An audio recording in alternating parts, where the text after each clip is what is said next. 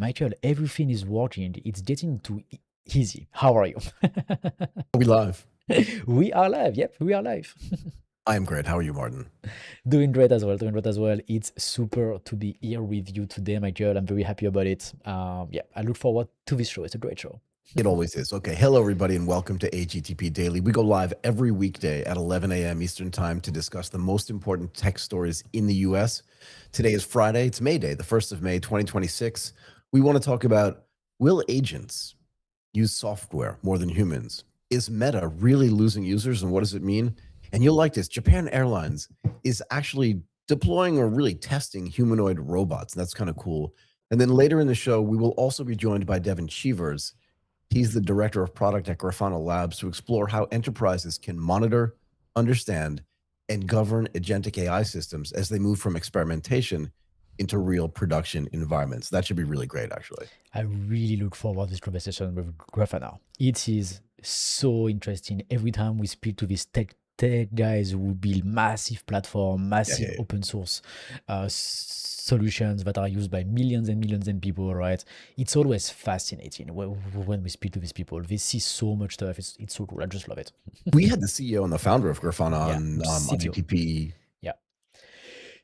earlier. So co-founder and CTO was here on the show maybe 2 weeks ago, and it's just mind-blowing, right? It's always mind-blowing. He was so smart, but also a super nice guy. Exactly. Super nice, super good. So yeah, that's why I'm so much looking forward to this conversation. Same. Tonight, I can't wait to do this. Look, one of the other guys that I think is super smart that I follow all the time on X is Aaron Levie. I've mentioned his name before, but he's just like, I don't know how he runs a company like he does and is so thoughtful about the stuff that he posts at the same time. Okay. But he's really, really thoughtful. And one of the things he was posting about was what happens when agents use software more than humans. Right? What is the implication of this? And his whole idea is that software itself is good. All software, if you want it to be used going forward, and we kind of hinted at this a few days ago, is that all software is going to have to be API callable and headless. For sure. Right? This is like a requirement today, I think. It just is, right? You know this from the stuff that you build for us. Yeah. Yep. Right? And we always talk about how AI is the new UI. Yep. And if that's the case, and here's his argument, is that AI agents are going to become, if they're not already, the biggest users of just software, not just SaaS software, but just software itself, right? And agents don't use UIs. They can't see them per se. Yeah, it's really hard for them. Yeah, really hard. It's really hard. Yeah, so people have tried to do this just in the old days, right? Just for websites to be able to tab from this thing to that thing, go to the next thing, but there's no like context per se. Yep. So it just makes it super hard, but they can call APIs. Yes, very well. Yep. But also like the UI of the SaaS platform that we use is really built for us, right? Like so there's buttons, there's scrollers, it needs to be simple and stuff like that.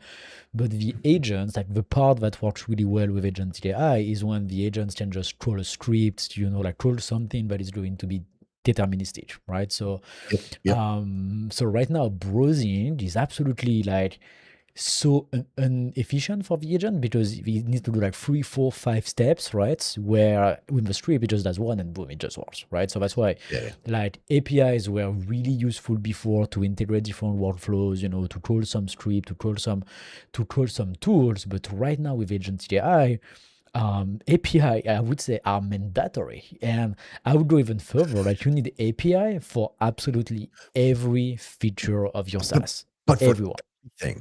Everything. Not just for like 80%, or for everything has to have the ability to be called by an API, yeah? Exactly. Absolutely everything. Because if it's one thing that is missing and then you can't do your entire workflow, then you just won't be able to use absolutely anything. So it's all or nothing, basically, right? It's not like I'm going to automate 90% of my workflow, and for this one little thing here, I'm still going to load in the websites, right? No, this is just going to be super annoying, right? So it's either you do the entire thing or you do absolutely nothing. And so, yeah, I think I think it's like they need to adapt or die, really. Like right now, as a client, my first criteria to choose the software or not. Actually, no. Yes. The first one is, do they provide actually real value that I can build myself? That's really the Right, first right, thing. right. That's the first one. Right. API comes second. Yeah, and then the number two is, can I actually connect this to my agents, right? And this is the two first questions before the price, right? So I would pay something more expensive that have a proper Sure. API rather than something cheaper that can't integrate with my other system, right? But here's the question you have to ask, right? Like, if agents are going to become the primary users of software, it's an if, but if they are, and it looks like it's moving that way, Yeah. while we both of us agree it's not going to be the main users of payments, which we can then dig into that rabbit hole again if you want to, but let's not go there today. Mhm. What's going to happen to the traditional SaaS interface, right? Because it's already there, Yeah. and you're still going to have to update it. And I think the point that he was trying to make is that UI is not going to go away. Yeah. Right. And people are not going to stop paying for individual seats either, right? Because that's how they pay for it now. Yeah. And there is some question as to whether, like, what is the business model going to be? Can you have like 100 agents use the same thing without paying for them, right? Because again, is the agent going to replace the seat? How is that going to work? Yeah. No, that's interesting.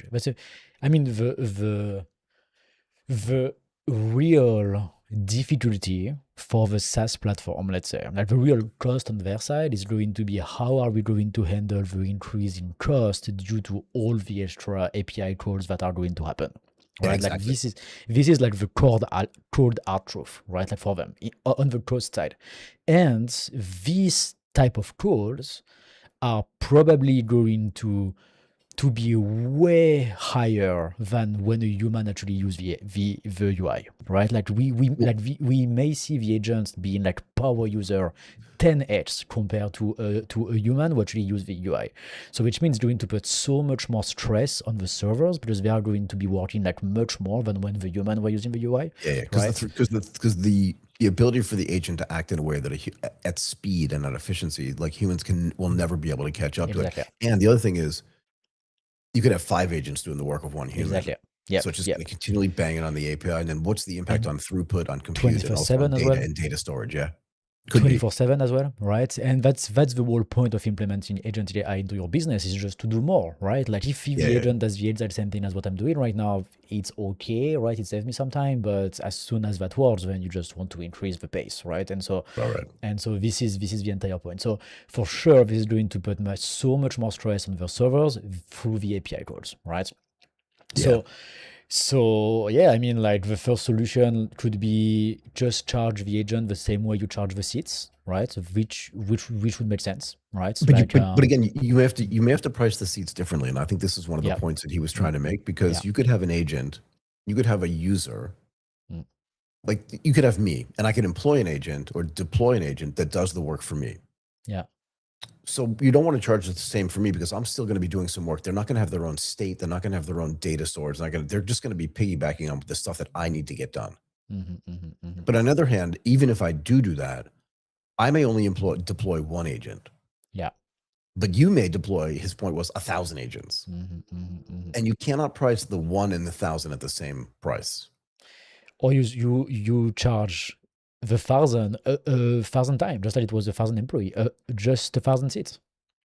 Yeah, but again, there's going to have to be scaled pricing and stuff like that. But the question is, how does that business model change? And I don't think it's been fully decided yet. Yeah. So, yeah, I agree. And the more I think about it, the more I'm like, the old model of charging per seat, once again, if the agents are using the software 10x more than the humans, which is really, really possible, we may have to change the entire economics of pricing, right? And we may end up into a model where we actually charge for the API calls, right? Like just like X is working, for example, right? Like just like every normal like just like we pay for the tokens, just like it works on X, we may start to see pricing based on API calls, like 0.1 cents per API call, for example, and that's it, right?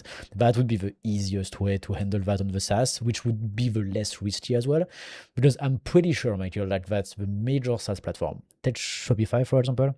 Yeah. I'm pretty sure that when they have a plan at like $30 or $100 per month, this is actually profitable on the average of all the clients. So which means which means that there are some clients that are power users that use more resources, there are Yeah, others yeah. that use less, and on average it works basically, Right, right? right, right. So this is something that they understood well, that works well, but once again, it's for human usage, right?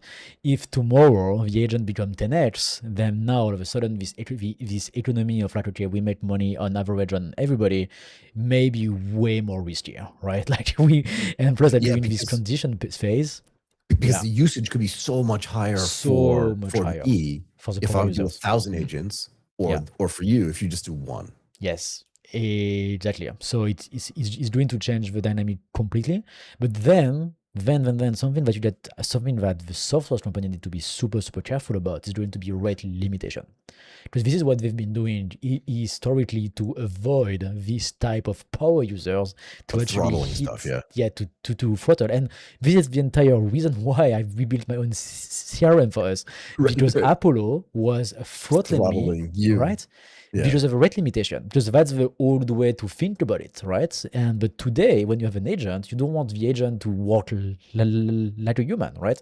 So you Yeah, want yeah. him to have way more access than he had before, and Apollo was not ready for it, right? So this is something I think if you really want to build a software that is agentic ready, you need to have no rate limitation. You need to be like, you know what, just use as much as I can. So which means that's gonna have some super massive power users.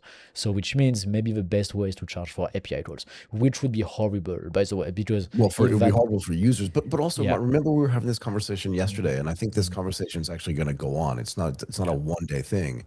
no, And let me just refresh everybody's memories. We had this whole conversation yesterday about, is artificial intelligence actually more expensive than humans? yes, Right. So all this efficiency that's getting built in, whether it's an API call or a CLI call as well, right? And interestingly enough, one of the things that Aaron Levie says in his post was that they launched their own CLI, and it's becoming the tool of choice for agents that are interacting with their system, yeah, right? And that's actually super interesting. But think about it. Because it becomes so much more efficient to use, whether it's to use Box or whether it's to use Salesforce, and we'll address this in a second as well. It may be the case that they are going to have to throttle, which would be terrible, because you can just do so much more on the Yeah. platform that you couldn't do before. Because at the end of the day, right, if I'm using Salesforce as a human, I have You to do sleep that. and eat and, do you know what I mean, do other things. Let's say I'm using it 12 hours a day. Yeah, and you do maybe like two clicks a minute or 3 clicks a minute. I can only right, do on so average. much, right? So even if I am using the API, even if I am clicking through things or making API calls, I simply cannot do as many as an agent can, who never has to go to the toilet, never has to eat, and never has to sleep. And I know it sounds funny, but the point is that what is going to be the impact on their cost structure as well, right? Because right now they're thinking, if I lay people off, and we'll talk about that too later when we talk about Meta, but like, where's this balance between AI is going to put everybody out of a job and make everybody way more efficient, and what are we going to do if we have all this activity on a platform we designed for interactivity with humans, not interactivity with agents, right? And I think that's a big question, no? And that's also like a big opportunity for the SaaS, right? Because all of a sudden their usage are going to 10x, right? Which is good for them, right? So So this is the question, right? Does this strengthen the SaaS or Exactly. weaken the SaaS? Yeah. So I think there's two categories of SaaS. The SaaS that really do something and the SaaS that don't really do something. Shopify, they really do something. They are not just a SaaS. They have like an ecosystem of plugins. They have a servers infrastructure. They are not just a SaaS, right? So these are in the bucket of the SaaS that really do something. For them, it's a huge opportunity, because if the usage 10x, that's really good, right? Yeah. On the other hand, you have the SaaS that are not very useful and that can be rebuilt in just a few hours, and then for them it's a big problem. So let me define this actually, okay? Because this is the way I think about this. Tell me. I asked this question, like, does it strengthen or weaken a SaaS company? And the answer is it actually does both. Yeah. And this is the point you're trying to make. But it weakens the SaaS companies. And I think this is what you're saying. Tell me if I'm wrong. Tell me. That are mostly wrappers around like a workflow. Yes. You know what I mean? It's like it's a workflow you would do anyway, which is like wrapper around it, because agents may have the ability to just like bypass that. Yeah. And just do the workflow themselves without using the SaaS, right? This is what you're talking about. You rebuilt everything. Yeah. Doing that. But for a SaaS company that actually has like really critical data, do you know what I mean? Or some kind of IP or some kind of governance or some kind of serious business logic that cannot be Yes. rewritten easily, Yeah. those SaaS companies are going to explode. But then again, it asks the question that I asked earlier, which is their system throughput and compute big enough because it was set up for human interactivity Yeah. as opposed to agentic activity? Yeah. Yes. So it's highly likely that today it's not, Right. but they are ready. I mean, they are getting ready. I'm sure the guys at Shopify, the guys at Salesforce, they see, the usage per client being like increasing, maybe super fast, right? Also, like they are releasing themselves the CLIs and all of these tools to be accessible by agents, and we are talking about super well established companies with a lot of smart people. So I'm sure they are monitoring this type of thing, and they are getting ready to actually serve the higher demand. Yep. And they may see that as this big question, as we were talking about, as a huge opportunity to maybe change the pricing, right? And to maybe see that, okay, now we have an opportunity to update our pricing, to maybe charge our clients more because they are just going to use our softwares more, right? And Yeah. so Yeah. that's why for them, it may be a huge opportunity right now to increase their revenue just because the usage is going to be much higher, right? Yeah. And also, Mm. more people can become sort of expert in using these big systems because you just teach the agent how to do it. Yeah. So if you have an internal expertise and you train your agents on how to use it, you can actually become way better at it because some of these systems are really complex, right? And kind of Yeah. convoluted because they've been built over 20 years period of time. Yeah. This is a really good point. Like the barrier to entry to use very hard software. Like for example, we talked about Claude integrating with Photoshop and Premiere Pro and all Right, of right, that. right. This is Yep. not easy to learn softwares, right? So this is No. a really good example of barrier to entry being lowered like significantly, right? Mm-mm. And so now, once again, like that's what we said on the podcast 2 days ago, that opens a new market for Adobe, right? So this is like a whole new potential cohort of new clients, right? So that's true. Like there's really these two parts, right? There's like the efficiency gains for people like us who use the software, like Shopify, Yeah. like Adobe, and more than the efficiency gains, there is the potential of scale, right? Because now all of a sudden our agent can just work 24/7, do much more, and use the software much more. So enjoy the value of the software much more, right? So there's the Mm-mm. efficiency gain, there's the potential of scale, and there is also the addressable market that just increased because now the learning curve is becoming so much easier and so much faster, right? Yeah, So because you really only need to have like yeah. now a small cohort of people that understand it, but they can teach the agents how to do it, but Mm, still make it easy for me to use if I yeah. don't know how to do it, right? And plus, there's always, people who build skills, who build, like Yep. easy integration, like who make a YouTube video about like how to use Photoshop with Claude. So there's a whole industry around like making things accessible and making things easier, right? So yeah, so this is, I think for these softwares who do a real, I mean, who provide more value than just a wrapper or than just a UI, Yep. this is a massive opportunity for them. And again, Yeah. just to put a finer point on this, Mm. agentic AI is very new. It's very new. That's still smart. But companies like Salesforce, and I just was checking, their revenue is $41 billion. Like it's Oh, not wow. small, yeah. Mm-hmm. It's $41 billion approximately annually. Mm-hmm. Yeah, that's almost a 10% increase from the previous year. But anyway, Wow. in April of 2026, and it's just May 1st, right? So this is like last month, but it could have been like 3 days ago. They actually launched something called Headless 360. Okay. And apparently, this is a full and complete rebuild of its platform as an AI native infrastructure. Super cool. But think about it. This is like Salesforce doing it. It's not Yeah. some startup doing Yeah, it. yeah. And this is actually a really interesting point, Michael. We see way more innovation towards agentic AI by the massive platform rather than the startups. Way more. It looks like the Shopify, the Salesforce, the Stripe, the Adobe, they are getting ready for AI, and we don't see much startups who are bridging the gap or who are replacing them or where they are doing all of these things. It's really interesting, actually, right? It's a really interesting thing that is happening right now. I think part of the reason why is that the Mm. scale is just so large Yeah, it's so large, I agree. that And, it would be hard for a startup to actually attack this problem because they don't even have the like what would they attack? They don't have the yeah. frame of reference for it. Mm. Salesforce can get together and go, here's every functionality, Yeah. every piece of functionality we have internally. And this is what's cool. Apparently, every single Salesforce capability. We mentioned this earlier, and I said I wanted to talk about Salesforce just for a moment, right? Because Mhm. your API stuff has to be super clean and super efficient, Oh and yeah, it every has to be good. capability has to be exposed. Yes. And every single one of their capabilities is now exposed, which means agents can now execute workflows in Salesforce autonomously Yeah, that's perfect. without ever opening a browser. Yeah, this is what you need. This is the mandatory criteria for that to work. There is no other way. Once again, as we said before, there is just one feature missing that you need into your workflow. It just kills your workflow. Yep. So you need the entire thing. But you see that, to me, that there's also like two interesting things here. Like, first of all, these massive companies, they moved super fast, like Very really, fast. really fast to get like I'm up to impressed. speed on all of it. I'm super impressed, right? Like when we say, the big companies, the incumbents, they are slow, blah, blah, blah, blah, blah. Right Yeah. now, it's not the case at No all, way. right? No way. Like, and plus, as we just said, it looks like the incumbents, the big companies, they are moving way faster than everybody else, right? Like, so it's really interesting to see. But the second thing, I think sometimes we underestimate how smart the tech people are at these massive companies. Yeah. Those guys, they are really, really good. To like, once again, I will take the example of Shopify, but to build a software like Shopify at the scale, you need a CTO, you need a tech team. That is amazing. That is next level, right? Yeah.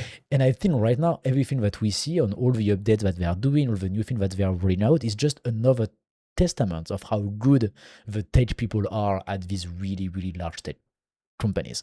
They are just insanely good. Look, we talked about this, and I just want to reiterate this, right? I told you about the guy that worked with me at Deutsche Securities, and the reason why he didn't go and start his own startup, and the point he made was he just wanted to solve really large problems. And he wanted to work on really large and complex systems. And you're right, the guys and gals that work at a company like Salesforce as a proxy for all these other big sort of tech and SaaS style companies. They love these massive problems. But here's the other thing too, Mark. Remember, we talked about the two types of SaaS. One is just the one that's a wrapper. Yeah. It's just not complex enough for even to have like great technologists work on it. And I bet we talk about this like with Riverside and stuff like that, and nothing against Riverside. I pay for it. I don't know why I pay for it, but I do. But the point is that like they're probably using open source software that they didn't develop themselves, right? Yeah, they put a wrapper around it. So you're right. The value is not even there. But Salesforce has all this data and all these other things that are really, really important, like real IP stuff there. Yeah. But here's the other thing that's super important. Salesforce actually is trying to decide what this new business model is going to be. And they've already moved. This is one of the reasons why I want to talk about it. Because while Aaron Levie asked the question, what's the business model going to look like? And while you and I can go back and forth on should it be this or should it be that, Salesforce has kind of already decided. Okay, that's interesting. Consumption-based pricing. Okay. You pay, for now, you pay per API call and agent runtime. So which means like agent runtime is like when you host your agents on their platform. So it's like your Salesforce agent. So actually, you check in. You have API calls, so you check in, and if you're there for 3 hours, you probably have to pay some amount of 3 hours to use it. Yeah. Okay. Yep. So that's what we said before, right? Like so which means like if we go that route, it's going to make the cost of AI even more, right? So that's a bad news for us, the users, right? Because now we get to pay for the tokens that the AI use, and plus we also need to pay for the extra API calls that they are going to make, where before we were paying $200, $500 per month for our SaaS. Now it's going to be more based on the usage, right? So it's bad news for us, but that's probably the only way to make that work, right? So yeah. And one of the other points before we move on to our next topic is the other thing that Aaron Levie said is that agents will use software. This is just his prediction or his understanding 100 times more than humans. Yes. Yeah. I mean, I see that. And I think you're right. And I think that number is conservative. Yes, I think, but I mean that's our only use case, right? Like, look, the Apollo rate limitation, Michael, that I hit is 400 per hour, 400 calls per hour. Oh, come on. Right. As a human, you can do it, right? So I've been using Apollo for years, and I've never even got close to this type of limitation, right? How could you? You'd have to be moving your hands so fast. Exactly. It would be ridiculous. So as soon as I deployed my agents, it became a problem, right? It was never a problem. Did you know when you were using Apollo that it had this 400? I had no idea. You didn't know, right? Because you didn't need to know. So you never bumped up against it. So you didn't even have to. So when you were building your agent, it ran it into this wall, and you're like, "What's the wall?" What's the word? I didn't know, right? Yeah, And then this what triggered using Apollo less, right? Because I needed right, more, right? right. And so this is exactly this example of like the agents are going to use SaaS way more than human. And so that's why if that we want that to happen and we want the SaaS platform to really provide a good experience and a good service to their clients, this type of old way to do stuff with rate limitation can't exist anymore, right? Because it's just going to be too low, it's just going to slow you down, it's just going to be in the way. That's bad, right? Yeah, So we need to change, and so that's why like consumption basis at least seems to be like the best in between and not good for us clients, but probably the easiest way for them to just get rid of the rate limit and let our agents just like use the software at scale, basically. Yep. exactly, But yeah, exactly. it's true, right? This I really believe. This I really believe, and it's then let's see, because as we said for payments, like maybe not everybody is going to be able to deploy AI agents and do all of that. Maybe it's going to still a small part of the population who's going Mhm. to be doing that, but it's going to get increasingly easier to deploy AI agents. There's always like an agency, you're always a guy who's gonna build AI agents for you. If it's like in 3 years, we may have like a new job role that is absolutely normal with like AI pilots, right? And Yeah, this guy is just in charge of being an AI agent across the entire company. Like this right. type of stuff are going to happen, and like I'm pretty sure about that. And so it may be slow, right? Like to get like a mass, I mean, a major part of the enterprises, of the companies, of the SMEs to actually adopt agentic AI, but it will get there. Yeah, it will get there. So I was having just before we move on to the next topic, Mhm. yeah. Um, I was having a conversation with somebody while I was waiting for the elevator today in my lobby, Okay. and she works for the Norwegian Seafood Council, Okay. and they have their head office is actually in Bangkok. Okay. And she was telling me, They use she actually Bangkok. asked me, "Do you build?" No, she actually asked me, "Have you been building your own agents?" Okay. And I was like, "No." But she said, "I have." Oh wow. Or Okay. somebody built them for me, and I was testing them, and she was just but I mean, like nothing. She's amazing. It's not that, but it's like everybody is trying this stuff out, Yes, it's true. even the Norwegian Seafood Council. Yes, so maybe actually maybe it's true. It's true. Like maybe the adoption is already super high. Like we don't really know. Yeah, It's like who would know, right? But yeah. maybe it's already out of the bubble, right? And out of the tech bubble that we live in. But yeah, no, it's I think it's true. Like which means like tomorrow when you build a new software, you get to think about that from the get-go, right? This is Completely. going to be like a really new paradigm for people who are building new software and new application. First of all the wrapper and all the useless stuff won't exist anymore. That's a good thing.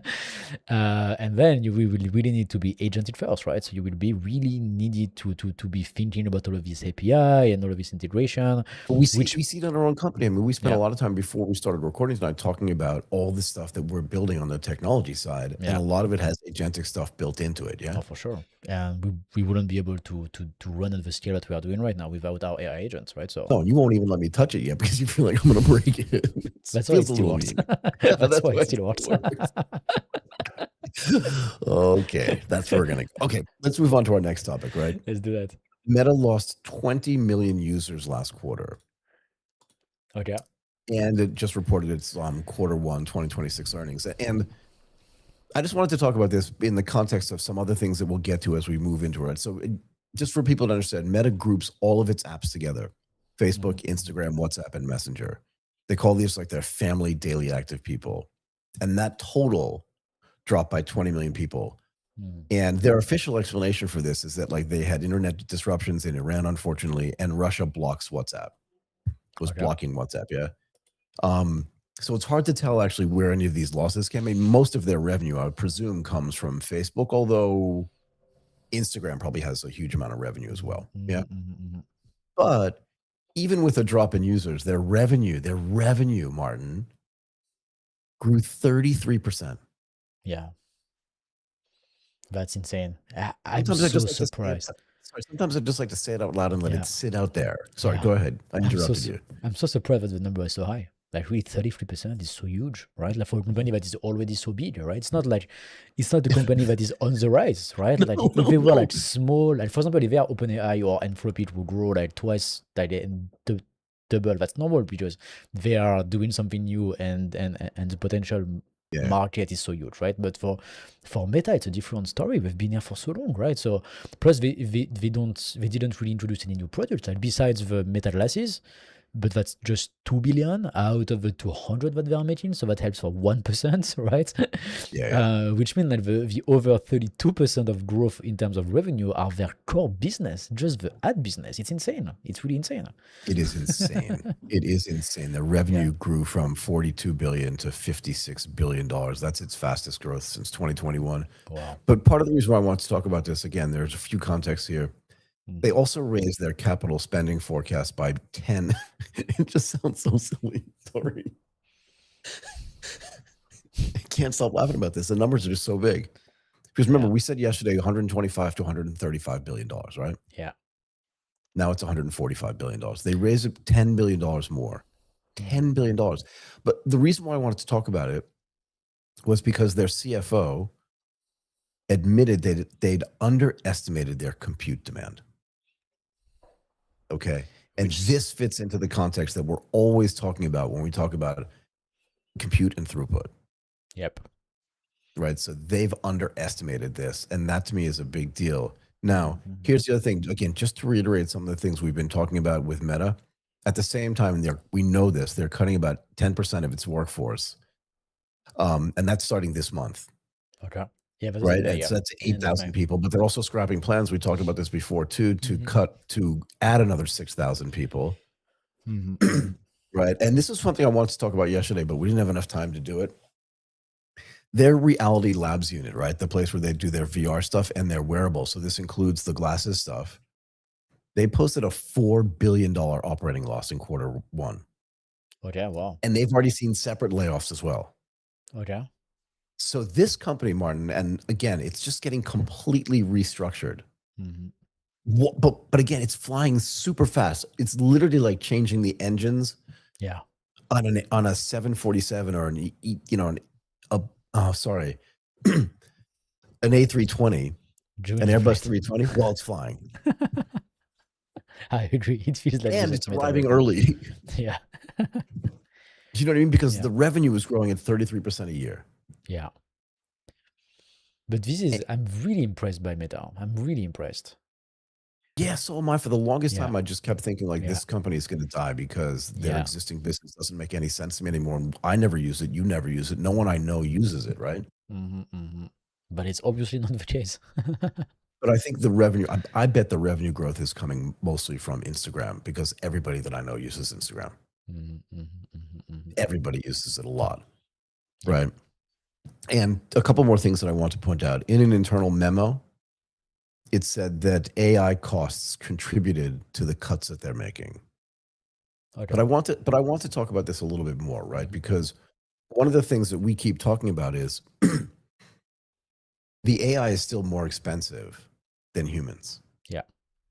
in their current iteration, right? Hmm. So if that's the case, why are they cutting the human? And it's not just them, but they're just a proxy for everybody else that's doing this. But the question to me is like, why? And his quote was that compute and infrastructure are the main cost drivers. We know that. And they said that they've underestimated their Hmm. need for compute, Yes. right? Yeah. Pepe I don't know. agrees. It's just weird, right? So if they're saying if a team used to be 50 or 100 people and now takes 10, having 50 or 100 people on that team can actually be counterproductive. I'd love to be a fly on the wall. You know how I always say this, like I want to Hmm. be in the meeting where this stuff gets decided. Yeah. So my feeling is they use AI as an excuse to lay off people that they wanted to lay off anyway. It's not because of AI or thing like this. Mm. That's one possible explanation, right? So it's not related to AI at all. It's just like we just get an excuse to get rid of these people, basically. That's my feeling because yeah, like it's really weird to say, hey, we are going to replace these people with AI to cut costs, but the AI is actually more expensive than the people, right? So like it doesn't cut costs, it's actually increased cost, right? So it's a weird math. But maybe maybe they are just trying to be the first because they believe the costs are going to go down at some point, and they want to be ready for these moments, right? And they don't want to start when that's ready. They just say, no, what? We just start now. We just absorb the cost, and then in 2 years, when it's good, then we are going to be ahead of everybody. It's been 2 years we have been implementing that. Yeah, I mean, one of the other things that happened was they said they can't rule out further cuts. But the thing that comes into my mind here is that they underestimated their compute needs. That's one of the Yeah. things that they've admitted openly. Yeah. Mm-hmm. I think at some level they're going to realize that they've also underestimated their human needs, Yes. Yes. Yes. right? Yes. Yes. Yes. Yes. So Yes. I'm curious what you think about this, right? Because it's not like they're going to go out and hire, like if they fire some guy named Bob, they're not going to go out and hire Bob back necessarily, because that dude's probably going to find another job, right? If he's been working in Meta for any period of time. Guys like that are going to be in high demand. And even in the context of this stuff that Aaron Levy talks about all the time, like if you're a software engineer, you're always going to be in some kind of demand, maybe more demand than you've ever been in before. Yes. Yes. Yes. Yes. Yes. Right. But I think that what's going to happen for a company like Meta is they're actually going to go out and they're probably going to have to hire more people. Right. And it may be different types of people. We've spoken about this before, right? Because if they don't have enough compute, someone's going to have to manage that compute. Someone's going to have to order it. Maintain it, all this kind of stuff. Yeah. And that takes humans to do that, because there's, at least not today, agentic AI is not going to be managing the compute that they have. Someone's going to have to plan it and all this other stuff, no? But also you need security people at the data centers. You need people, to just do things around the tech. But it's not only the tech that also needs to happen. And so when you scale the tech, especially on the hardware side, there is, like stuff to turn on, stuff to turn off. There's AC that needs to be working well. There's a lot of things that happen on the management side of the data centers, on the management side of just making the tech works. And if that part of the business scale, they will need way more people to be able to operate that, right? So the job may change for sure, but yeah, I really agree. I really feel like it's weird that they laying off so much people. It doesn't really make much sense, right? Like, no. And plus, like, do you remember that we had this guest on AGTP maybe 2 or 3 weeks ago, and he said, "I've never seen a backlog going to 2.0," right? Which yeah. I remember he said that to me. Which is so true, right? Like, it's like, why? Like, if at the same time you want to be more competitive, you want to take advantage of the technology, your backlog is not going to go to 2.0. So it's not like you have too many people and nothing to do, right? It's just impossible, right? So plus the AI is also more expensive than people. So where's the balance into that, right? It's like you actually need more people. Actually, you need like more capacity, more workers, more things that need to be built, and more things that need to be done. And your solution is to use a solution that is actually more expensive than keeping your people that who already know the company, who already know the processes. So yeah, it's a weird thing. It's really, really weird. So that's why I think, to me, like, the only explanation that makes sense is that they are just laying off people that they don't need anyway, and they are just using AI as an excuse. And they've been willing to lay off these people 2 years ago. They just waited for an excuse. So the other thing that's taking place here, right? You know how they hired this guy Max Wang to build, I forget the name. It has some really fancy name. The super intelligence lab? super intelligence lab. Alexander Wang, right? Alexander Wang, right? Yeah. So they're going to invest a ton of money. They're going to invest $100 and something billion. We just said this, $145 billion in infrastructure and stuff like that. But part of that infrastructure is going to be software writing to build out their models and do all this other stuff. So even though they're not going to hire the 6,000 people that they had originally planned, and they're going to get rid of 8,000 people, how many more people are going to be hired now into this super intelligence lab? Exactly. Yeah. Right. Exactly. So it's just maybe like, different people doing different things, right? It's that's it, I think, to me, in my opinion. Also, Meta stopped supporting the metaverse, right? And how many people were working into this part of the business, right? So maybe there's also like a bunch of these layoff and stop hires, and cancel hiring that were linked to the metaverse, right? That's true too. So this is also like part of a new, like, that's a division of the business that just stops, right? So yeah, I think we get to be careful with these stories of like this big tech is laying off people, because it's not as simple as it seems, I think. No, and that's one of the reasons why I want to talk it out, right? Because I Yeah. want to try to figure out like why would they do this at this time, particularly when Mm. their revenue is growing by 30 something percent, Yeah. but their capex is growing by 50 or 60% year over Mm-hmm. year. And this is just for this year, right? So if they've underestimated their compute needs for this year and they had to add $10 billion Yeah. to their investment for 2026, what's that going to mean for 2027? Again, because they are now competing in a completely different space. They are no Yes. longer just an advertising business, right? No. So in the old days, who were they competing against, really? Google. That's it, though, right? So really Yeah. just two. We talk about duopolies all the time. There were really just two companies competing in this space. Yeah. And I don't know if they split it 50-50, but even if they did, They tend to they do, weren't right? really Yeah. fighting with each. Say again? Yeah, they tend to do, right? Because like their Yeah, yeah. revenue in terms of advertising is pretty similar, right? So which means Right. like they probably have 50% of the market, because besides Google and Facebook, there's really nobody else who charge ads online, right? Like TikTok, No. Snapchat, and all of these guys, they are tiny compared to Google and Facebook. So maybe the two combined are like 95% of the market. So okay, they have like 48% each. Right. But there, if you think about the, so look, OpenAI is not an advertising business. Not well, it's going into the advertising business. Anthropic's not an advertising business. None of these big AI companies, these frontier lab businesses, are ad businesses per se. Yeah.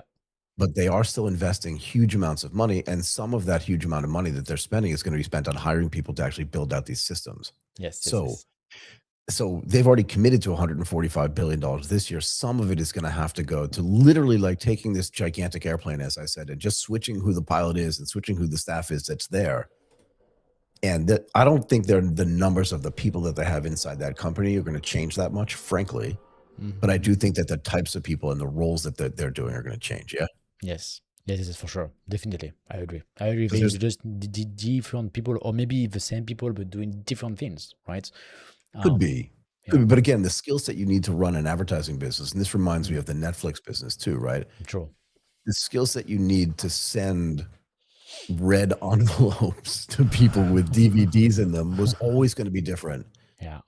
than the way you build a streaming business. Yeah. Yep, yep, yep, yep. The Netflix example is a good example, I think, because it was like a completely different business doing the same thing, but a completely different way, right? Yeah, yeah. So it's a really interesting use case of how they've been able to change the entire company, the team, the management, and absolutely everything, right? So, and it Yeah. worked, right? So, but it looks It like worked Meta really. is. I'm really wondering what's in the head of Mark Zuckerberg right now. I really would love to ask him the question: what's your vision in 5 years? Like, what does he see that made him takes all of his decision? Because they are doing amazing. They are doing their own thing. No, nobody else is really doing the same way the same thing that they are doing, right? Also, they have some assets that nobody else has. It's very unique. They are in a super unique position to the Meta. They keep investing like crazy. So I really want to know, like, okay, what are they building that they believe is going to change the world in 5 years? Like, really, I really wonder. But here's the other thing too. It's like where does your expertise, where does your core competency lie? Yeah. Right. So if you look at, let's just take OpenAI as like the birth of these frontier labs businesses, right? These LLM models being like thrust onto society. And then you have Anthropic, but the two people that run Anthropic came out of OpenAI, right? The brother and sister, Dario, and I can't remember his sister's name, Amade, yeah? But even Thinking Labs, Yep. Thinking Same. Something Labs, she also came out of OpenAI, Thinking Machine Labs. Thinking Machine Labs, thank you. So their core competence is always going to be around the AI space, Yes. right? And they're always going to be hiring more people too. Yeah. So the question is, what are they thinking in, because when Zuckerberg introduced these glasses that they do with Ray-Ban, it was kind of an outgrowth of all the stuff they were doing in the VR space, and they bought that business, and I can't remember the name of it off the top of my head. The Oculus. The Oculus business, yeah. So that made sense. They were already doing goggles, and now they just minimized it down to glasses. So they already had that core competency because they had purchased it before. Now we can say that they purchased the AI competence when they bought Wang's company. Yes. But the type of stuff he was doing in AI was not the same type of stuff that OpenAI is doing, not the same type of stuff that Anthropic was doing, yeah? Nope. Yep. He was just doing like the data labeling, right? So for those who don't know, like it's like a way to actually, that's how they train LLMs. Basically, that's how they train Right. these large language models by basically saying this is an apple, this is the right answer, this is wrong, this is a car, this is a bus, right? And so OpenAI and all of these guys were actually the clients of Alexander Wang company, right? Right. So he was not building models, but he was participating in the data labeling. Yeah. Right. But then they put him in charge of this super Yeah. intelligence And lab. now he get to So create models now. now he's going to create models. And again, they went from llama to, I can't remember the name of the new model, but they've been trying to do this too. But you're right. The question for me is, what kind of hubris do they have Mm. internally? This excessive amount of confidence that they have Yeah. internally to say, Huge. we can do this. And what is this? I really want to know. Like, are they Yeah, going to yeah, sell yeah. What is tokens? this? This is a really Are good they going question. to go compete, on the enterprise side with OpenAI and Anthropic? Are they going to do ads in their Meta AI? Like, what is the long-term plan for them, right? Like, what are they actually building? Where are they going?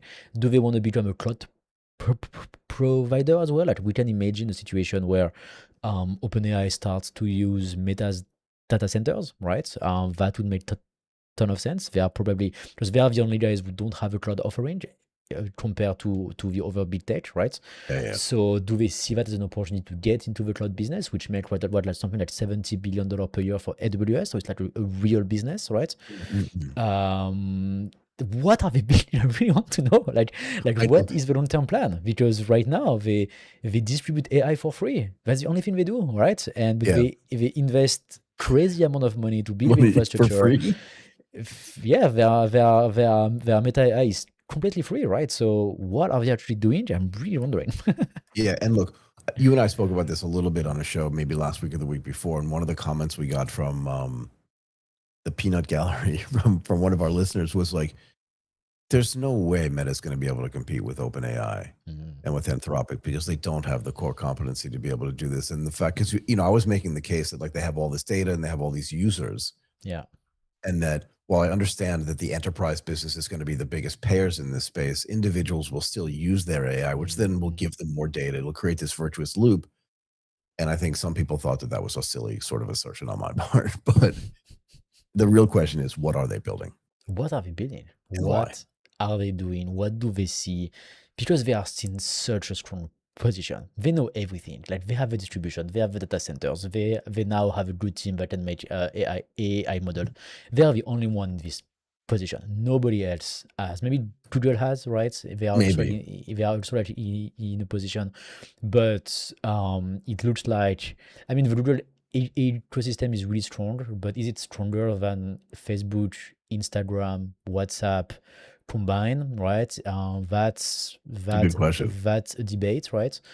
Um, so yeah, to me, I'm really curious about like what they are doing. I really want to ask Mark. Like, please tell me. So is not unlikely, Martin, that we could actually get somebody pretty senior from You should ask, yeah. we've had David Agronovich, right, who's the global head of threat disruption on the Asia Tech podcast. Yeah.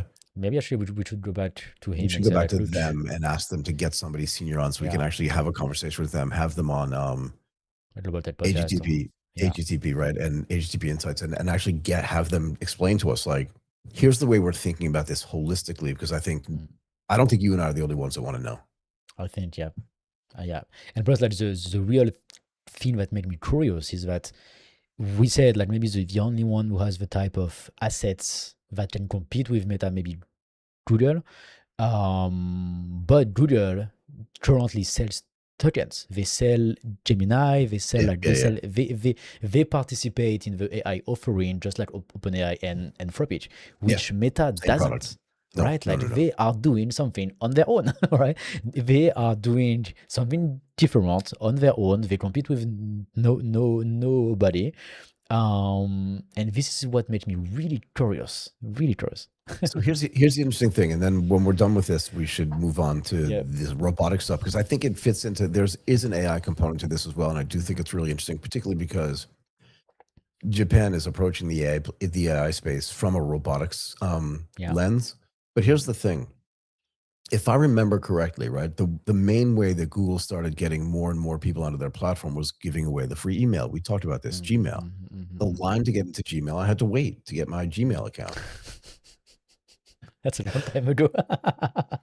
2006, man.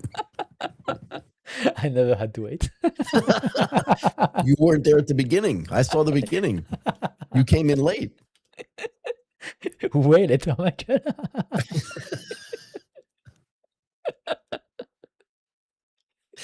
Very late. But the point is that Facebook at some point actually tried to get a lot of, so Facebook tried to do a bunch of different things, one of which was try to give everybody an email address as well, because they saw the success that Google had.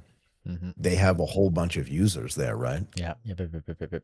And they just thought, if we have them on the platform, why don't we give them email to do this? To do this, and you're right, they do have a lot of interesting assets. But at some point, will they be charging?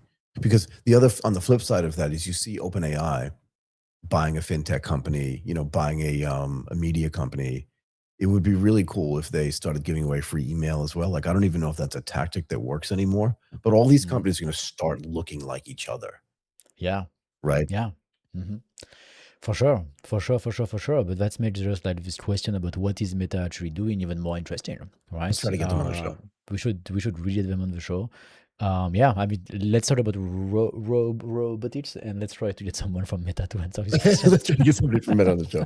Okay, so I thought this was really interesting, and I think it's globally focused. But Japan Airlines, okay, is officially deploying humanoid robots for ground operations at Haneda Airport. This is really cool. Again, I just want to let it sit out there for a second. Starting this month, so starting in May, this is the first demonstration of its kind at any Japanese airport. And they're using, I looked this up, this Unitree G1 is a humanoid robotics platform for a whole bunch of different things. But there's so many cool things about this, right? This trial that they're running is going to run through 2028 with robots starting in controlled environments before moving into like live airport workflows. Could you imagine? So their partner in this is a company called GMO AI and Robotics, part of Japan's GMO Internet Group, which again is a relatively new company, 20 years old approximately. And the robots that they're testing are these Unitree G1s. And I spent some time on their website today looking at it. They also make those little like dog things. I think we should buy one of those because I think it would be kind of cool. But here, there are a bunch of really interesting facts here. When I think about humanoid robots, I think about, don't be waving at me from the outside of the plane, man. I definitely don't want robots doing that. Do you think those guys could make it through the metal detector security thing? The thing's just going to buzz and go off the whole time. But these robots are not that expensive. Okay, and these are coming from China. So Japan has been like Japan's most famous robotics business. I told you is this company called FANUC. Okay. And FANUC stands for Factory Automation and Numeric Controls, and this company has been around for the longest time. And I've mentioned this before, but their factories, like, you can't even get into them, right? Because they have robots building robots, designing robots that are building robots. So it's really kind of nutty. But the thing that they're going to be testing, and this is kind of interesting to me, is transporting cargo containers, right? So instead of having guys drive those things around, they're going to have robots do that as well. Oh, wow. Pushing baggage onto conveyor belts from the airplane, and opening and closing containers, securing levers, just like a whole bunch of things that are just like repetitive tasks, manual and physical as well, repetitive physical tasks. And again, the robots. But you think about this, right? You think like the robot can do this thing forever, and if you watch, sci-fi movies, the robots never, like, you don't know where the batteries are. You never see them plugged in. Like, I want to see a robot sitting on a couch in line with like 400 other robots just with a plug into them, right? Because they have to have batteries, yeah? There's not like a nuclear reactor inside of them.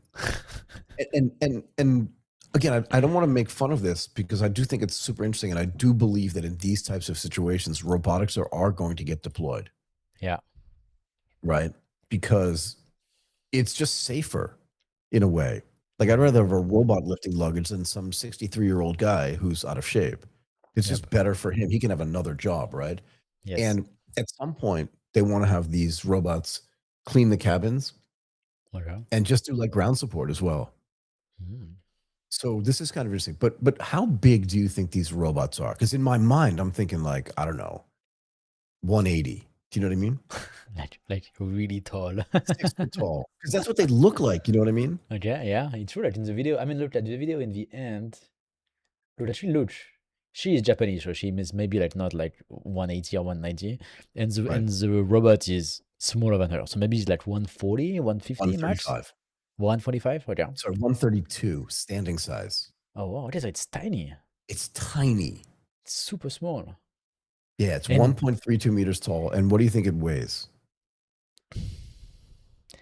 20, 15? 35 kilograms. Oh, 35, okay. But so, Yeah. which means like, can you carry my 30 kilos suitcase that I always bring with me? And the airline's like, nah, we don't do 32, you know? Don't worry. I can carry it. Don't worry. I know it's heavy for you, but don't worry about it. I can definitely carry it. But I mean, the 35 kilo robot can't carry a 30 kilo suitcase, so he didn't have a problem Not with that. necessarily. I mean, Martin, think about it. We don't have to get too far into the details, but like you can bench press more than what you weigh. Yep. I'm Way not more. bragging. I'm not going to say that I can do that, but I'm not going to say that I can't do it either. Yeah, way more, way more. Way more. So the point is that like if you build the right leverage and the right power into this, they should be able to lift more than 35 kilos. And plus the jobs that they're going to be doing, it's not going to make them lift like really, really heavy stuff. Yes. But what's the other thing that I want to talk about? Tell me. Battery. Yeah.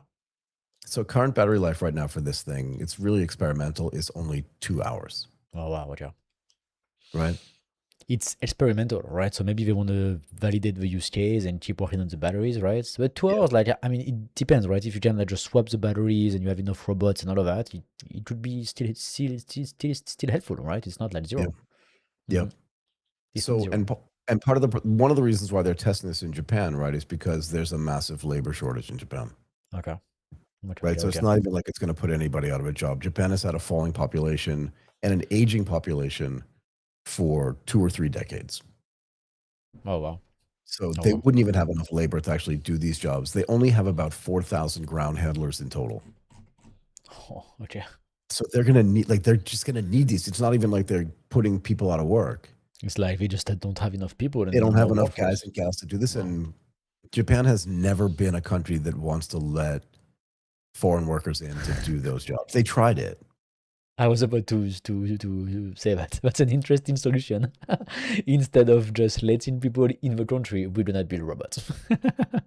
That's an interesting way to think about it. But again, in all seriousness, right? They have this other thing. They have this other, all these sort of things coming together, and that is tourism in Japan is also exploding from all over the world. So they're going to be, necessarily more flights, more baggage handling, and all this other stuff. And they're going to probably work with this Chinese company, what is it called, Unitree, to make sure that these robots have better than 2 hour battery life, that they can lift the stuff they need to lift, that they can do some of the cleaning stuff. And if you look at some of the stuff that they're doing on their website, it's actually kind of cool. And I think robotics is actually going to be a thing, which is why I want to talk about this today. I really believe it's going to be a thing as well. And this is a really interesting first use case of like real life, potentially highly scalable use case, once again, of something that can become bigger, right? Like maybe we don't deploy like into one airport right now to just do a few things, but if it works, the potential is huge, right? It's and it's really big. So it's cool that this is happening. Plus, as you said, they have a real problem of workforce shortage, right? So it's not like they're trying to replace people; they're just like trying to fix their own operation. So exactly, super important problem. It's not like it's something you can do tomorrow. No, you get to fix this type of thing yesterday. So they have the motivation, they have the use case, they are going to be able to iterate. So that's going to make the progress, I think, so much faster, right? So this is really interesting development, which I think is definitely going to happen. But I like your idea, that you mentioned a couple of months ago, maybe. I wonder why they need to be humanoid robots. Like, we don't need them to be in the shape of a human. It's easier to understand. It's possibly easier to make them cute and wave and all of these things, which are important for mass market adoption. Probably there's a marketing angle into that. But maybe it's not a robot that we need, just a much more efficient, particularly if these robots are going to be in the back of the airport. Yeah. But if they're doing customer service, I get it, because I do think humans are fundamentally afraid of like those. You remember when you see those little dog things running around, they don't have a head, they don't have it's just It's kind of scary looking, right? Yep. It's not something you want to interact with. Yeah, I agree. I definitely don't want to do that. But the other interesting thing about the airport is that while it looks to us like it's highly automated, Mm-hmm. the company that's doing the testing here says that in the back end of an airport, it's actually very, very reliant on human labor. Oh wow. Okay. But Yeah. this is really interesting because we always give a lot of I don't remember the word, but like we always complain about the airline being slow and being late and all of that. But the more I think about it, the more I believe it's actually the airport fault, right? It's like a lot of these And I've talked about operational this. problems are actually coming from the airport themselves, right? Yeah. I think airlines And are amazing. I think airports are insanely bad. exactly, I I'm just really going to go out on a limb think. and say that. Yeah. I actually think that a lot of the problems are actually not the fault of the airline at all, right? No. And they are trying their best, but the airports are like, you know what, you got to wait, you go there, they are late on the belt, and they don't have enough people, and blah blah blah, right? And maybe it's because of the lack of competition on the airport side as well, right? They are like Yeah. state-owned, so like it's not really like it's not a private company. There's people who come, they take their fee, and that's it, right? So maybe that's why like they don't really have an incentive to make it great. Except in Singapore, who for some reason they made it amazing, all right? But like way beyond everybody else. But it's true. And I think most of the problem that we deal with and that we associate with airlines are actually airport problems. Yeah. And I definitely believe that when they say the back end of the airport is really not like highly dependent on human labor, I can definitely believe that. Yeah. Yeah. Every airport should be like Changi Airport in Oh Singapore. yeah, I would love that. But why the airport is so good? Like, what's different?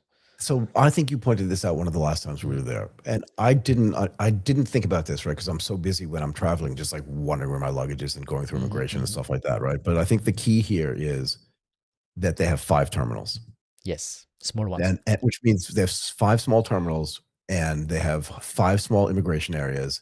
So it means that they can then load balance. Because if you look at some of the other airports where you and I travel, and we don't have to mention them at all, but you know what they are. Every plane terminates in the same building, and that means that everybody terminates in the same immigration place. The Yeah. luggage is the same place for everybody. All these things are in the exact same place, so it's just overloaded with people at all times, Exactly. right? Exactly. And this is not efficient at all, right? Like it's not efficient at all. So that's why like if robots can come in, help make the airport more efficient, make the airport faster, maybe it's going to be helpful for every airport in the world, hopefully. Right? Hopefully, yeah, exactly. Hopefully, But the time for adoption is going to be super slow. you mean what, for Like the robotic stuff? yeah, like for not for the deployment globally. Yeah, to Oh yeah, hope that every airport is more efficient. This is going to be really slow.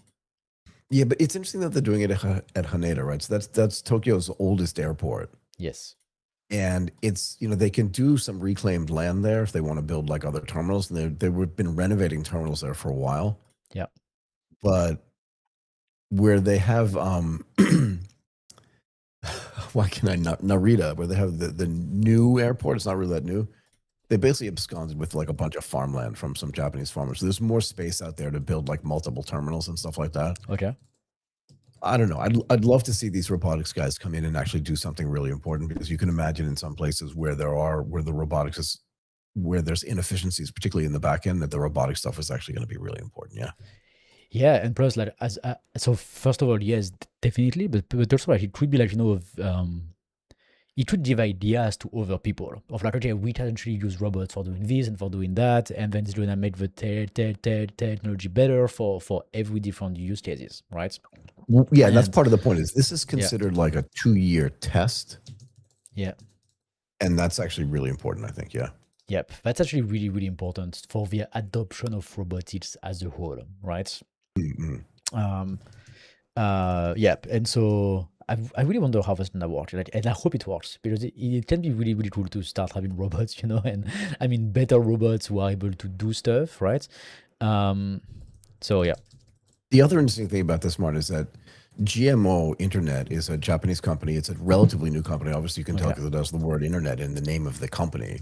Okay. And I actually remember when this company was founded, because I remember people coming over to me when I was still working in Tokyo in the stock market, asking me, should I invest in this company? I had no idea what it was.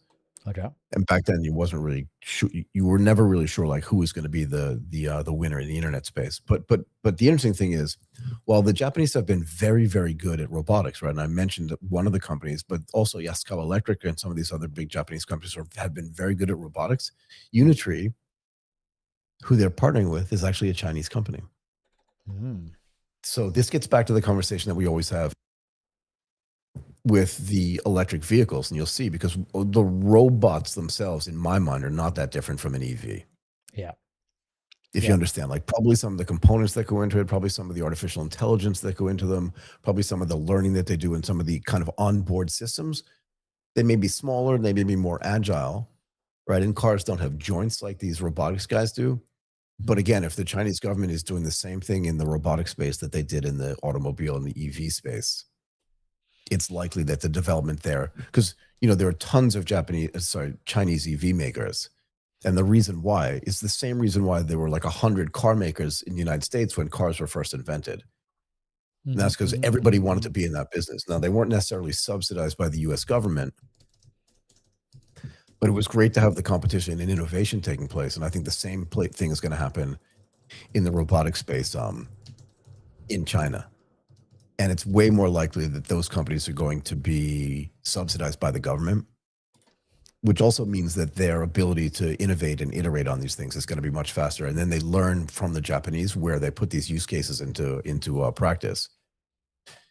And I think that the learnings there are actually going to accelerate all this growth. Yeah. Yes. This is interesting time, right?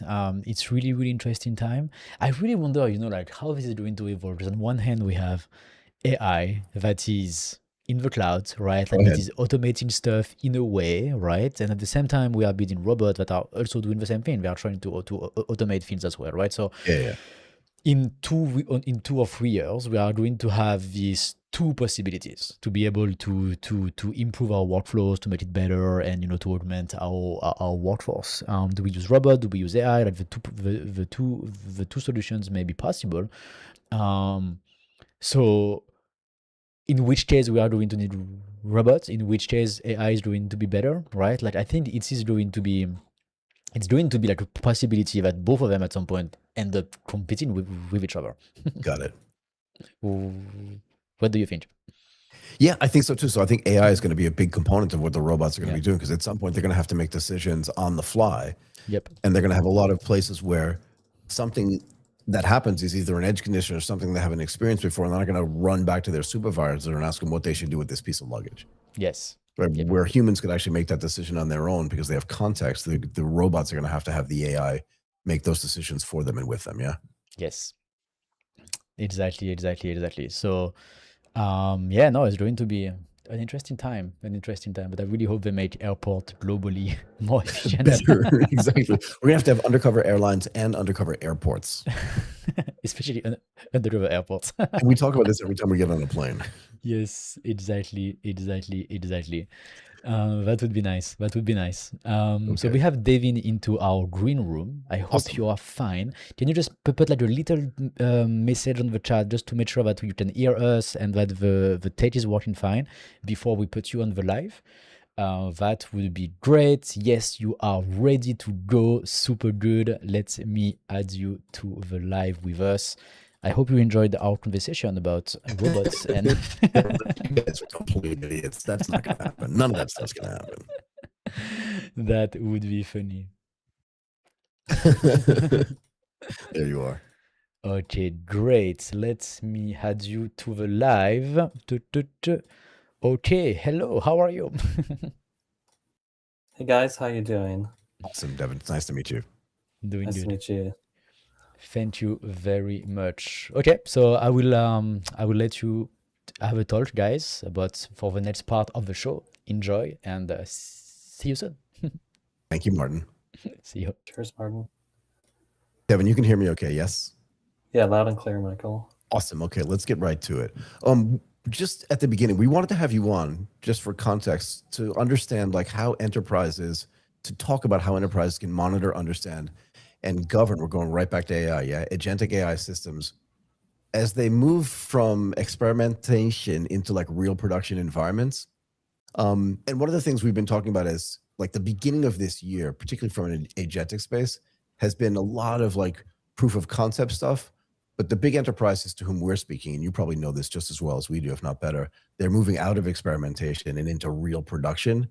And now they're going to have to deal with what you guys do. So maybe we can talk about that if that's okay. Yeah. Yeah, sounds great. Okay, let's start with this.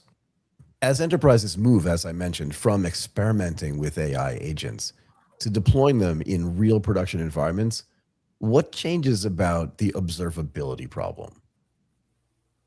Yeah, so obviously Grafana has been around for a while. We're Yep. an observability company. Yep. I think the big shift that we're seeing or thinking about with AI is that these agentic systems are becoming more decision makers. Yeah. And how do you evaluate and observe those decisions? It's a bit of a different problem than ensuring your server is up or the deterministic system is working as expected. So Yeah. really sort of making the decisions and the agents first class observable systems. And in a way, I do think observability tools and the concept of observability, it's really going to become somewhat of a control plane How for so? companies rolling out their agents and their AI systems. So what do you mean by a control plane? Do you mean part of the governance that goes around about what any individual agent or group of agents are allowed to do? Yeah, so today, and especially with some of the announcements we made last week Go at ahead. one of our user events, Yep. we're giving companies this unique insight into how their agents are performing, and I'll kind of tell you a little bit more about Please. that later. But Yeah. I think it's hard for those enterprises today to answer some questions like, are my agents performing well? What does good look like? How do I know if I change the model? Does it continue to perform well? What is different about observing an agent than observing, let's say, a server? And then in the future, as these systems become more autonomous, who's watching the watcher? How do you make sure that the agents are running well? At some point, I mean, we see some companies doing this already, but you could build a closed loop system where you have the agents deploying software, observing themselves, updating based on feedback from users, and then continually iterating. And there's going to have to be observability within that loop. And there's going to be players that become part of that control plane. Yeah, I mean, it is kind of interesting, right? You mentioned this in the old days, so like before last month, if you don't mind me saying that. But like in the old days, you're watching, like you have software that's monitoring what other software is doing at scale, what systems are doing, and those systems, as you said, are very deterministic. You know what they're supposed to be doing, so you can tell if they're not doing that thing. You can tell if they're up or down, right? You can go through the logs, you can read them, you can see if the infrastructure is stable. But on the agentic side, it's almost like watching what a human is doing at some level, right? And the original systems for observability were not built to observe humans. And I'm just curious, like how that really changes stuff from a technical level, if that's okay to ask. Yeah, that's great. I mean, I think sort of maybe I'll jump into a little bit of the tactical, but I think it's helpful for the audience when you think about these questions. So we have an AI observability offering that we've put into kind of beta or public preview last week. Okay. One of the things that it does is uses this pattern called LLM as a judge. So the LLMs are actually judging the quality of the output from the agents, and you can do that over time. But then you can also specify specific evaluation parameters for your agent. And those could be very, actually, almost like deterministic, right? You can do something like, I want to make sure I have a support agent. I'm trying to deal with support tickets in my organization. Do I make sure that agent always references the support ticket? Every time the agent responds or there's a return, does it do that? And so there's sort of many levels to this, but if you've got hundreds of thousands of agents running every day, agents are talking to agents, you sort of need this stack of evaluation that you can do to kind of understand how well it's going. Does that make sense? So it makes perfect sense. I want to tell you something that you probably weren't aware of, but I was actually a Unix systems administrator when I was at Morgan Stanley in Tokyo, and I managed a floor of 100 and something Sun Spark workstations. Yeah. This was before Grafana existed, so the observability technology was Michael. right? And because we would set up cron jobs that would ping the machines, that would ping the backups, and all these other things that I had to pay attention to. And if something went wrong, in some cases, I would literally have to like get on a train at 11:30 or 12 o'clock at night and go into the office and literally like restart a modem or restart a machine or make sure that everything was running. And I had to be there physically. At some point, I did have a Spark station at home and I could log in. But again, if the machine was down, you couldn't telnet into it, if that makes sense. Yeah. Right. Yeah. So when you build this stuff for agentic AI, can you build agents that can not only just like see if everything's working, like you said, you can have agents watching agents, but can you then have the agent that is watching, if an agent starts to go a little bit rogue or starts doing something it's not meant to do or not doing it in the right way, can those agents shut down? Are they active enough, proactive enough to be able to shut them down? And can they do that with other systems as well? Restart like the backup system if the main system goes down. Do you know what I mean? As a human would do. Yeah, and I think this is where you get I think yes, and one of the patterns you see is an orchestration agent that orchestrates other agents. Yep. And within that orchestration itself, you do need to guide the agent, the main orchestration agent, with specific prompts and tuning to make sure it's doing the correct management. Mm-hmm. And this is a little bit also an interesting topic. We get a lot of questions from customers. Why should I use your agent versus, Frontier Labs agent? And this is where you're going to get into these. I think you're going to have very specialized agents from different companies. And the agent specialization and this orchestration piece, right, I think, is going to require domain knowledge. It's kind of like you said you're the human. Back in the day, you were the human doing all this. How do you map the equivalent? right. You kind of need an expert orchestration agent. Always. And then some of the things like Grafana, I mean, a lot of companies are doing this, but I think it's very exciting from the Grafana side, is I see a lot of our teams building out some of the workflow or automation hooks into other systems. And you've got a lot of these companies now talking about being a platform for agents. And I do think that's a bit of a race right now, is if you're trying to buy various tools, you're trying to figure out which tool do I use to hook into all my other tools to almost be the meta orchestration layer, if that makes sense. Yeah, no, it does, because you already have, look, all the companies that are using your products already have the tools that are out there to do all this monitoring and observability and checking to make sure that all these things are working properly, right? And the question is now, where do you hook the agent into this to make sure that those things are working, but also that the agents that get deployed inside the company are doing the right thing too? And you're right, it does kind of get pretty meta at some level, yeah? Yeah, but to sort of speak a little bit about my own book, but I do think this means, like, as you think about this, being able to observe the systems almost becomes more important. Yeah. It's almost harder in a way, this complexity and the non-determinism, it makes observability even more important. Right. So one of the things you said about is that you're using the LLM as a judge. And the first thing that I thought about is that the LLMs are not deterministic at any level. But the judge needs to understand like the black and white, the 0 and 1 of stuff like that. And it needs to be consistent and it needs to be predictable as well. Why make the choice to use the LLM as the judge as opposed to building something else to be the judge as to whether the agents are behaving in a way they're supposed to behave? Yeah, and we actually used this pattern early on when we were building out our own systems, our own AI first or agent products, before we had some of the AI observability tooling within Grafana. And I don't think it's either or. I know you weren't asking it like that, but I don't think it's either or. But you hear this argument in the space that never compete with the rapid evolution of the models.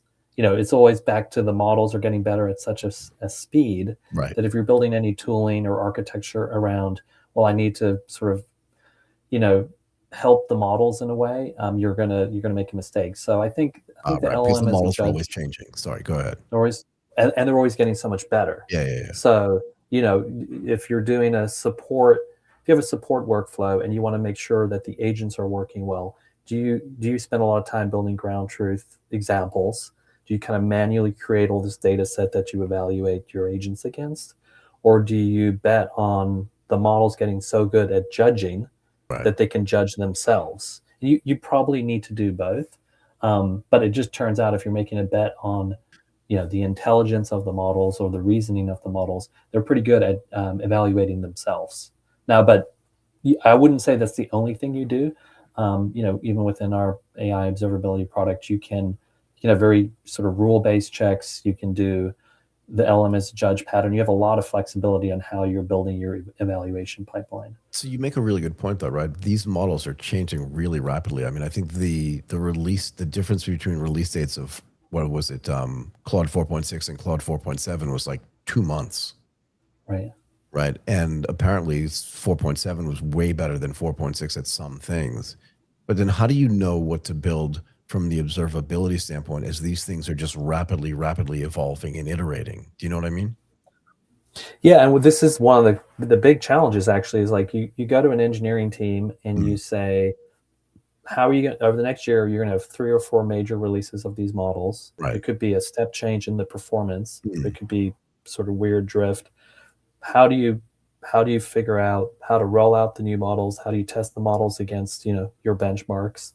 And that's, again, sorry to go back to the observability piece, but literally just having the ability to say, I've run this model with this set of use cases. How well does it perform? That's a pretty complex task. Yeah, very. Because one of the other trends you're going to see and you hear a lot is you're going to use a huge mix and match of models depending on the need. So you might use an open source model for a more basic workflow that's cheaper or less token intensive. You may use a frontier model for something that's more advanced. All these enterprises are going to be running many different models, even though it all ladders up to maybe one business workflow. Yeah, I mean, I'm not convinced actually. I'm a little bit older than you, right? So I've seen all this stuff evolve. You're like a little, but I've seen all this stuff evolve really quickly over multiple tech cycles. And one of the things that I learned is, I mean, look, just we can talk about this in the abstract, but I'd rather talk about it specifically.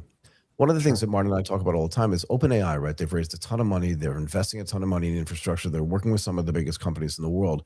But just because a company like that is first doesn't mean it's necessarily going to be around later, right? Like Google was not the first search engine. Microsoft was not the first operating system. All these companies that kind of came along afterwards and built big stuff learned from the companies that existed beforehand. And again, not to put too fine a point on it, but some of these LLM and these frontier lab businesses are losing just tons of money and expect to invest, hundreds of billions of dollars in this. How does it change the way you guys think about building what you're building if you can't be 100% sure that the companies that are building the models today, particularly at the scale that they're building them, are going to be around it? And the second thing is, I'm a big believer, I think, and I'm not a technologist, but I believe that what's going to happen inside some of these other companies, not the model makers, is that big enterprise is going to learn about how these models work and build specific LLMs just for themselves that are much lighter weight and much faster and much more efficient as well. Right? How does that change what you guys do? I agree with your framing, and I think there's definitely some open questions on the sort of long-term viability of some of these business models, I guess. Yeah. I would say, our playbook was and has been to actually do make a bet on the frontier models right now. Right. Makes sense. And we have coupled some of our products quite tightly to we use Anthropic for a lot of our products, and that's probably been the right bet. So I don't want to make a political statement about this, and I don't mean politics in that sense. I don't want to make a value judgment, but I kind of agree with you. Yeah. Does that make sense? I kind of agree with you. If I had to make a bet today, like which one was going to be dominant or around more, I would be like, I kind of trust Dario to get this right. Just my opinion. But yeah, I mean, we've seen obviously with some of the numbers from out of Anthropic, and they've been a great partner for us. Awesome. We use some of OpenAI's products as well, but I think one little nugget or a nuance for Grafana, maybe different than some other companies, is we've got this concept called Big Tent. So we have a visualization layer. Our Grafana product from the start has always said and always been available to use on top of any database. Right. And we have an open source philosophy. So in a way, even though some of the engineering decisions early on have been to work more closely with Anthropic and those models, I do expect over time for us to allow you to pick, various models to be, more composable. And I do expect more and more, and you already see it, the value, the sort of differentiation and value layer being at the harness level or the application level. I kind of already see it with the way that we're thinking about our assistant product compared to, let's say, even Claude or ChatGPT. Yeah, Like it makes you sense. can use those frontier tools to do some observability workflows, but the real value is in the context, the data, the harness, the product experience, much more so than the models. And most customers don't know what model you're using, don't particularly care. Right. Yeah. Do you want to talk about the stuff that you announced? You said you made some pretty important announcements, what, a week or two ago, yeah? Yeah, and I think sort of like a little bit of the theme today that you and I've been chatting about. Yeah, we announced an AI. We have a ton of AI announcements, but I think one thing to key in on for today is the AI observability product. So Got it. it's a product that we've built and released for folks that are building agentic systems. Right. One of the things that it does, which is interesting in talking about bringing your own model, is you have this LLM as a judge as part of our evaluation framework or tool set. So you can use our AI observability product to build evaluations of your agents and the workflows. And we sort of talked about that earlier. Yep. And for LLM as a judge, you can pick various models from various companies to be the judge.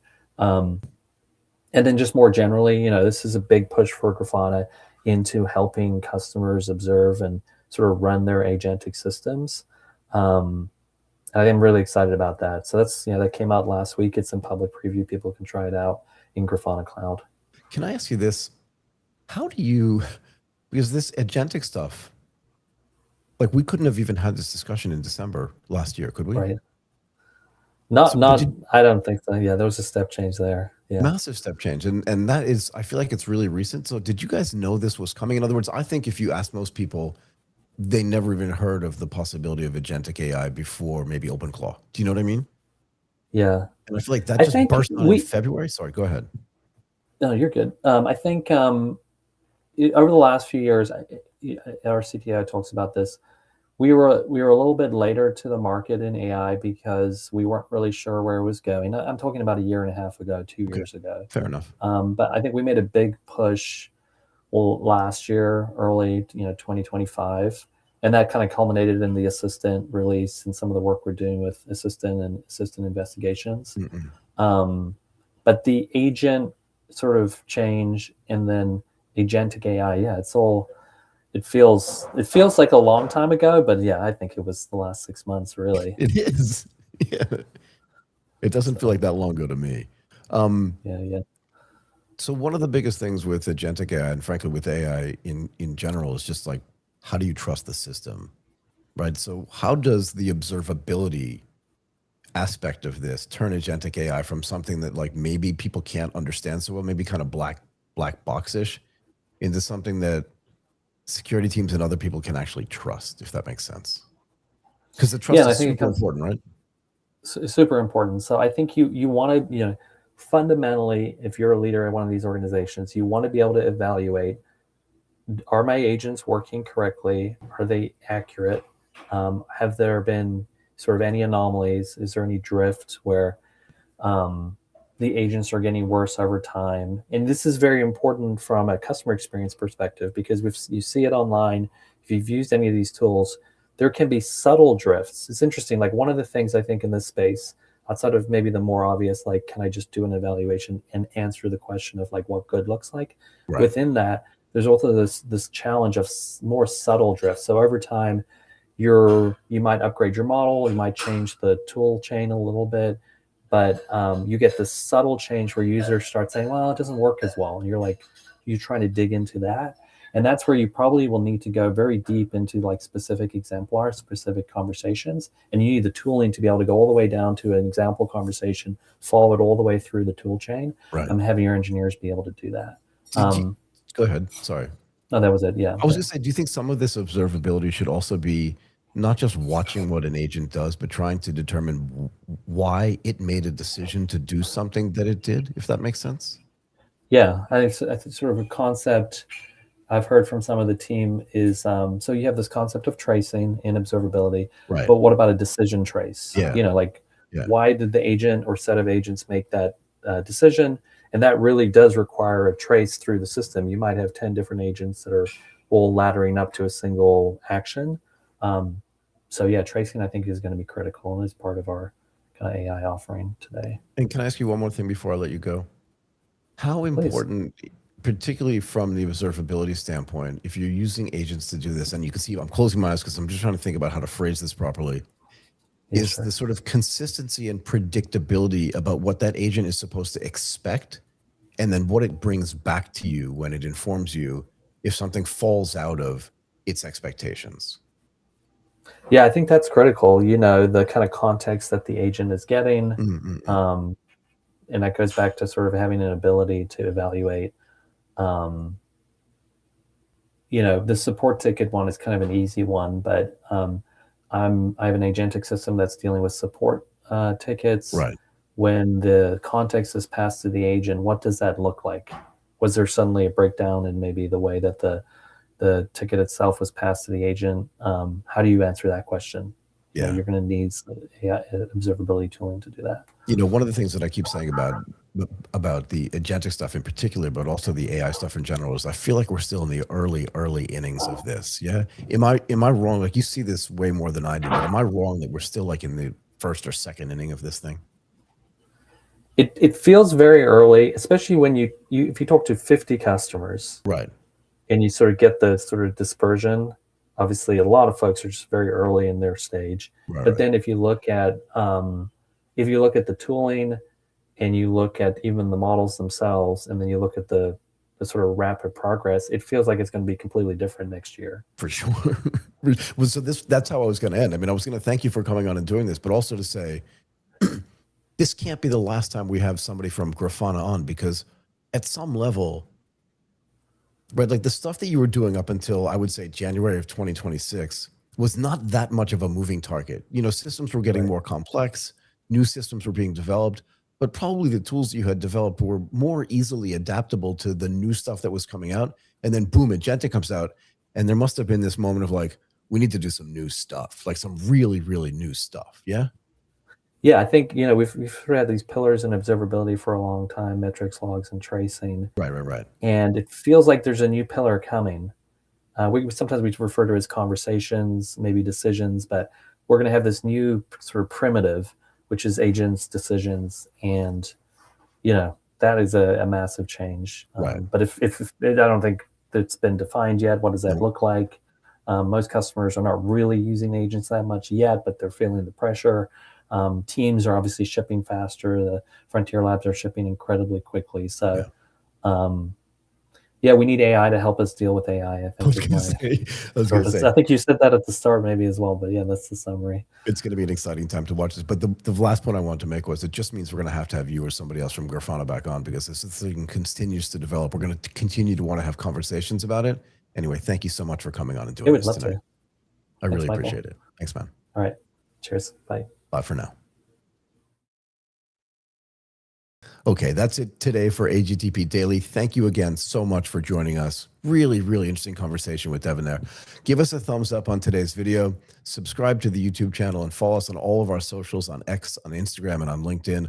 Let us know any questions you have in the comments, and if there's anything you would like us to discuss on our upcoming shows. We will be back again on Monday at 11 a.m. Eastern Time. I want to thank Martin Runford as well. My name is Michael Waits. Bye for now.